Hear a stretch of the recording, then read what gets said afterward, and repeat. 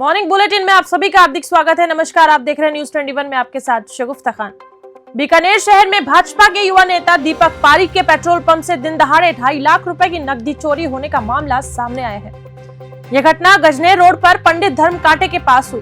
चोर ने petrol pump के कैबिन में घुसकर गल्ले से 2.5 लाख रुपए की नकदी चुरा ली। चोरी की जानकारी मिलने पर पेट्रोल पंप कर्मियों में हड़कंप मच गया। जब सीसीटीवी कैमरों की फुटेज खंगाली गई तो उसमें अज्ञात युवक को गले से नकदी निकालते हुए देखा गया। पंप के सेल्समैन ने इस घटना की एफआईआर नया शहर थाने में दर्ज करवाई है। पुलिस की टीम ने चोर को डिटेन कर निगरानी में ले लिया है। पुलिस अब चोरी की सटीक जानकारी और आरोपी की पहचान के लिए मामले की गहराई से जांच कर रही है। बीकानेर से लोकेश बोहरा की रिपोर्ट। गंगापुर सिटी में जिला कलेक्टर डॉक्टर गौरव सैनी की अध्यक्षता में गुरुवार को हर घर तिरंगा अभियान की पूर्व तैयारियों को लेकर एक महत्वपूर्ण बैठक आयोजित की गई। इस बैठक में आगामी स्वतंत्रता दिवस के उपलक्ष्य में आयोजित किए जाने वाले विभिन्न कार्यक्रमों की योजना पर चर्चा की गई है। डॉक्टर गौरव सैनी ने बताया कि 12 अगस्त से 15 अगस्त 2024 तक हर घर तिरंगा अभियान चलेगा। इस दौरान कई प्रमुख कार्यक्रम आयोजित किए जाएंगे। 12 अगस्त को जिला स्तर पर तिरंगा दौड़ का आयोजन किया जाएगा। 13 अगस्त को जिला और उपखंड स्तर पर तिरंगा रैली आयोजित की जाएगी, जिसमें साइकिल, बाइक, चौपहिया और ट्रैक्टर के साथ राजकीय कार्मिक और आमजन शामिल होंगे। 14 और 15 अगस्त को तिरंगा मेला और स्वतंत्रता दिवस की पूर्व संध्या पर तिरंगा कॉन्सर्ट आयोजित किया जाएगा। जिला कलेक्टर ने जिले वासियों से अपील की है कि वे इन कार्यक्रमों में भाग लेकर हर घर तिरंगा अभियान को सफल बनाएं और इस दौरान प्लास्टिक से बने तिरंगों का इस्तेमाल न करें।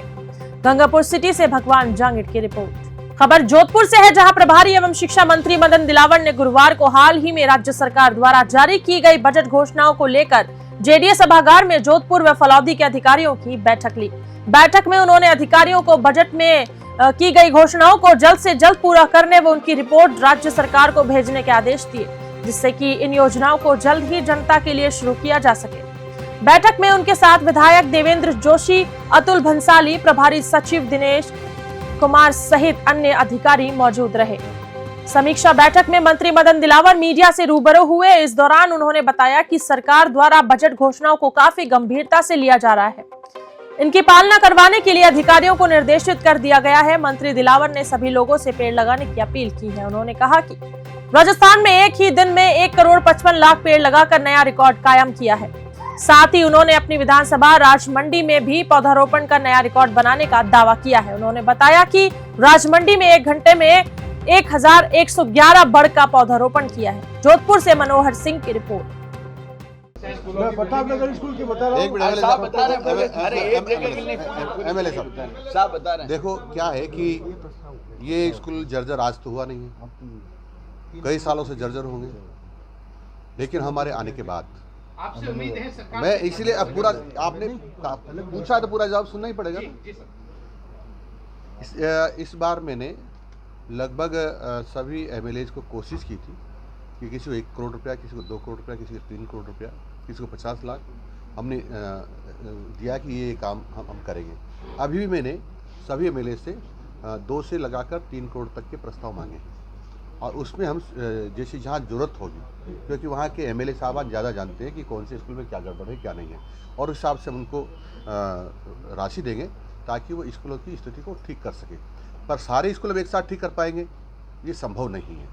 हम चरणबद्ध तरीके से ज़रूर ठीक करेंगे। ये हमको ध्यान है कि बच्चों की सुरक्षा हमारे लिए पहली ड्यूटी बनती है। उनकी सुरक्षा भी हो, उनके पीने के लिए पानी भी हो, शौचालय भी ठीक हो उनके लिए, तो ये सब व्यवस्था हम करने वाले हैं। पर ये चरणबद्ध तरीके से होगी। आप सोचेंगे 1 साल में हो जाएगी, संभव नहीं है।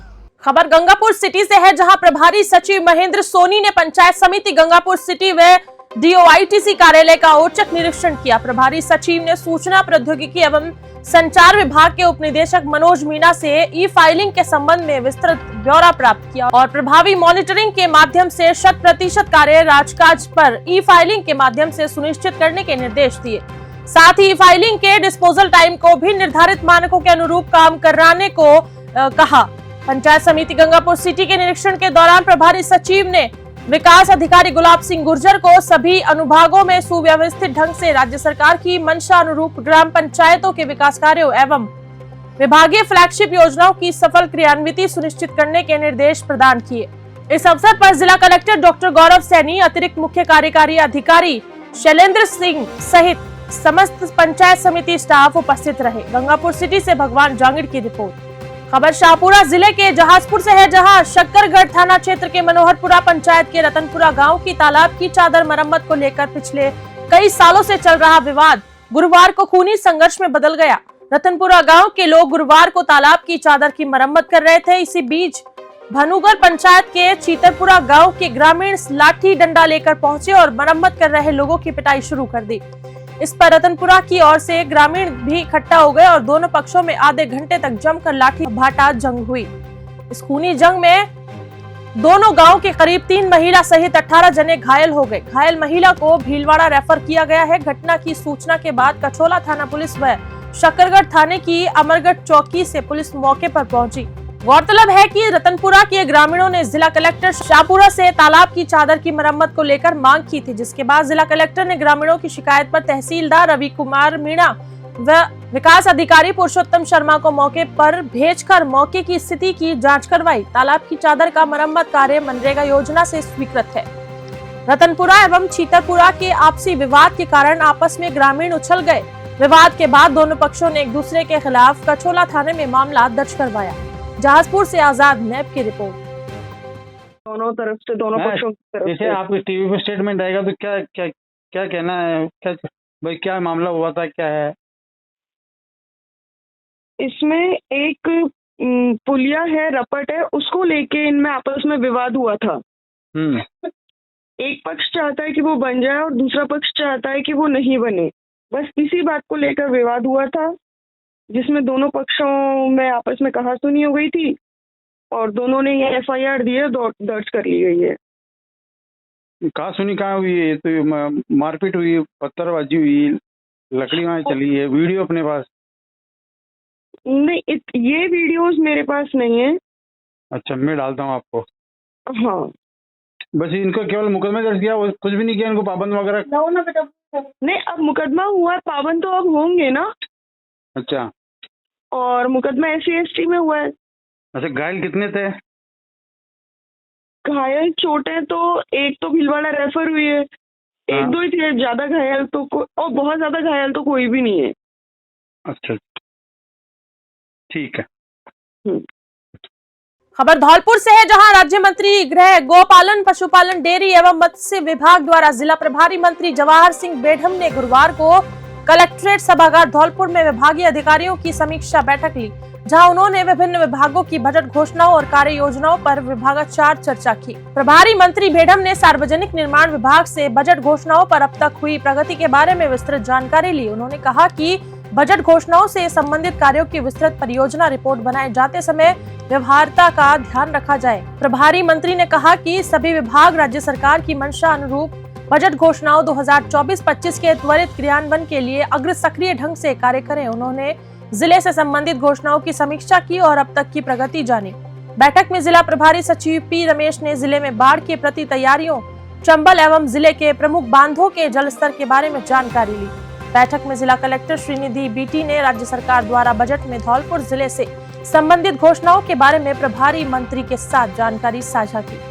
धौलपुर से राकेश कुमार गोस्वामी की रिपोर्ट। खबर बीकानेर से है, जहां खाद्य एवं नागरिक आपूर्ति मंत्री सुमित गोदारा ने अपने आवास पर जनसुनवाई की। जनसुनवाई के दौरान भारी संख्या में पहुंचे ग्रामीणों ने सड़क, पानी, बिजली, शिक्षा, स्वास्थ्य, अतिक्रमण हटाने सहित विभिन्न मुद्दों से जुड़े परिवाद मंत्री गोदारा के सामने रखे। कैबिनेट मंत्री ने मौके पर ही दूरभाष के माध्यम से संबंधित अधिकारियों को रखने के संबंध में समुचित निस्तारण के निर्देश दिए। गोदारा ने कहा कि कोई भी व्यक्ति अपनी परिवेदना के निस्तारण के संबंध में उनसे संपर्क कर सकता है। उन्होंने गरीबों के लिए खाद्य सुरक्षा के लिए नई बनी योजना को सक्षम लोग द्वारा फायदा उठाने के सवाल पर जवाब देते हुए बताया। सदन में चर्चा के दौरान भी पक्ष विपक्ष के नेताओं ने इस बात को लेकर सहमति जताई कि आगामी दिनों में सघन अभियान चलाकर सक्षम लोगों को इस सूची से बाहर किया जाए, ताकि पात्र व्यक्ति को सरकार की खाद्य सुरक्षा का लाभ मिल सके। उन्होंने बताया कि राष्ट्रीय खाद्य सुरक्षा योजना के तहत सरकारी राशन लेने वाले उपभोक्ताओं को अब एक काम और करवा लेना होगा, वरना उनका राशन बंद हो सकता है। इसके लिए सभी राशन उपभोक्ताओं को 15 अगस्त 2024 तक अपना EKYC करवाना होगा, यह अनिवार्य है। राष्ट्रीय खाद्य सुरक्षा योजना की ओर से जो निर्देश आया है उसमें यह भी कहा गया है कि अगर किसी भी उपभोक्ता का ई-केवाईसी नहीं किया गया तो उसका नाम खाद्य सुरक्षा सूची से हटा दिया जाएगा, यानी उन्हें राशन नहीं दिया जाएगा। बीकानेर से लोकेश बोहरा की रिपोर्ट। आपने बहुत बढ़िया प्रश्न पूछा। इसमें हम लगातार, मुझे आपको बताते बड़ा हर्ष होता है कि जब विधानसभा सत्र चला, पक्ष विपक्ष सबके लोग एक चीज़ पे सहमति पाए कि जो सक्षम लोग हैं जो इस सूची में जुड़े हुए हैं, चाहे किन्हीं कारणों से जुड़ गए, उनको नाम हटाने के लिए विपक्ष और पक्ष दोनों एकमत हुए और उन्होंने ये कहा कि एक सदन अभियान चलाया जाए जिससे जो सक्षम लोग हैं उनको इस सूची से बाहर किया जाए। अभी हमने 15 अगस्त तक ई-केवाईसी का है उसको रखा है कि कोई भी जुड़ सकता है ई-केवाईसी के माध्यम से, जो वंचित, जो जिनका नाम ऑलरेडी उस सूची में है, और उसमें यदि लोग नहीं जुड़ते हैं तो उनका हम बंद करके आने वाले टाइम में जो बाकी स्थान रहेंगे उनमें जोड़ेंगे और साथ में सदन अभियान चलाकर सक्षम लोगों को बाहर करके जो वास्तव में वंचित हैं, गाँव में आप और हम जाते हैं, शहरों में जाते हैं, बहुत बड़ी संख्या है जो आज भी वंचित है, जिनको लाभ मिलना चाहिए तो उनको लाभ मिले। ये सबका पक्ष विपक्ष का प्रयास है और उसमें आगामी समय में आपको ये कार्य भी देखने को मिले। मॉर्निंग बुलेटिन में फिलहाल के लिए इतना ही। सही, सटीक और निष्पक्ष खबरों को देखने के लिए यूं ही बने रहे न्यूज़ 21 पर। नमस्कार।